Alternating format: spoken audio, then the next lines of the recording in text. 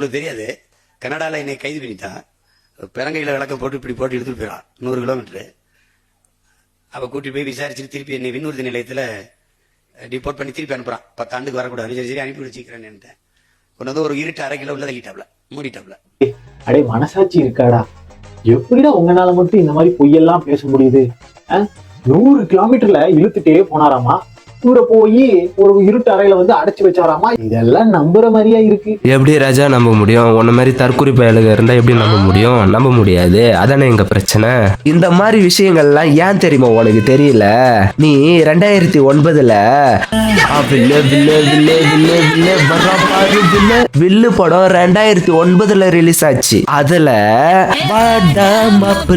பழ பழ தொப்புல பள்ளி பல்லாடலாமா ஆடு சக்குல சைக்கிள் தப்புல பெருக்கு புட்டி போடலாமா இப்படின்னு புரட்சிகரமான பாடல்களுக்கு நீங்களாம் வைபாகிக்கிட்டு தியேட்டருக்கு போயிட்டு இருந்தீங்க. எங்க அண்ணன் அதே 2009ல ஜெயிலுக்கு போயிட்டு இருந்தாரு. அவ்வளவுதான்டா வித்தியாசம். இதனாலதான் உங்களுக்கு தெரியல. ஆன்சர் புரிஞ்சுதா? சீமான் அவர்கள் 2009ல கனடால எல்டிடி அமைப்புக்கு ஆதரவாக பேசிட்டாருன்னு சொல்லிட்டு அங்க இருக்கக்கூடிய, அதாவது பார்டர் நம்மளுடைய பிஎஸ்எஃப் சொல்லுவாங்க இல்லையா, அந்த மாதிரி அங்க இருக்கக்கூடிய ராணுவ பாதுகாப்பு போலீசார்களால் அவரை வந்து கைது பண்ணாங்க. அதுக்கு உண்டான எவிடன்ஸ் வீடியோவை நான் இப்போ உங்களுக்கு காட்டுறேன்.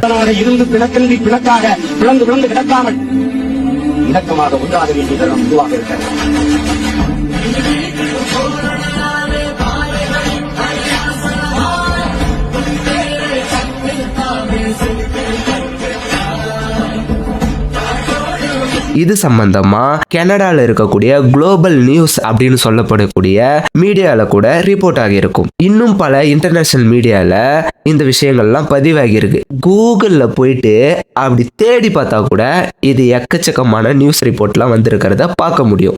டேய், எங்க அண்ணன் 2009லயே இன்டர்நேஷனல் மீடியா லெவல்ல ரிப்போர்ட் ஆனவர்றா. கட்சி ஆரம்பிக்கிறதுக்கு முன்னாடியே இன்னைக்கு நீங்களா ஆட்சியில உக்காந்துட்டு உள்ளூர் மீடியாக்கே பயந்து ஓடிட்டு இருக்கீங்கடா. நீங்களா பேசலாமா? உன்னோட வீடியோ நிறைய பார்த்தேன். அதுல வேற வாய்க்கு என்ன சொல்லி வச்சிருந்தேன்னா, கருத்தியல் ரீதியா பேசுறதுக்கு நாங்க ரெடியா இருக்கோம், நீங்க தான்டா வரமாட்டேங்கிறீங்கன்னு எங்களை என்டிகேவை பார்த்து சொல்லியிருக்கேன். ஹலோ பாசே, நீங்க கட்சி ஆரம்பிக்கப்பட்ட நாள் முதல் இன்னைக்கு வரைக்குமே நாங்க கருத்தியல் ரீதியா பேசுறதுக்கு நாங்க ரெடியா இருக்கோம். நீங்க தான் கேட்ட கேள்விக்கு பதில் சொல்ல ஓடிட்டு இருக்கீங்க. இந்த ஒரு கடந்த 2 மாசத்துல எடுத்துக்கிட்டேன்னா என்னோட கான்டாக்ட்லயே சரி, வாட்ஸ்அப்ல, இன்ஸ்டாகிராம்ல, ஃபேஸ்புக்ல இதே டிவிகே மெம்பர்ஸ் என் கூட பேசுறப்போ நான் அடுக்கடுக்கான கேள்விகள் வச்சு ஒரு பையன் ரிப்ளை கொடுக்கல. இப்படியே இருக்கும், ஆன்சரே பண்ணிருக்க மாட்டானுங்க. நானும் பாத்துட்டேன்னா இவ்வளவு பேசிருக்கோம், ஒரு ரிப்ளை வரலையே நினைச்சிட்டு போயிருக்கேன். சரி கூட அவனுக்கிட்ட பதில் இல்லை அப்படின்னு சொல்லிட்டு இருக்கேன். அதனால நாங்க கருத்தியல் ரீதியா கேள்விகள் கேட்கவும் பேசவும் நாங்க ரெடியா இருக்கோம். பதில் சொல்ல நீங்க தான் ரெடியா இல்ல.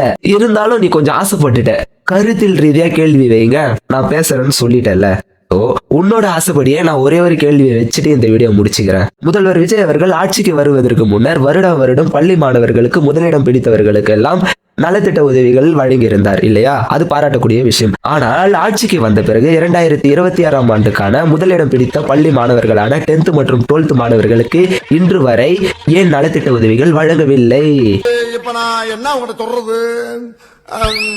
அப்பொழுது அரசியல் ஆதாயத்திற்காகத்தான் இதை செய்தாரா? ஏன் கொடுக்கப்படவில்லை என்ற கருத்தியல் ரீதியான கேள்வியை நான் வச்சுட்டு இந்த வீடியோவை முடிச்சுக்கிறேன். போங்கடா போய் வேலையில பாருங்கடா. டிபார்ட்மெண்ட் மேல பூரா கோவமா இருக்கேன் நானு. போ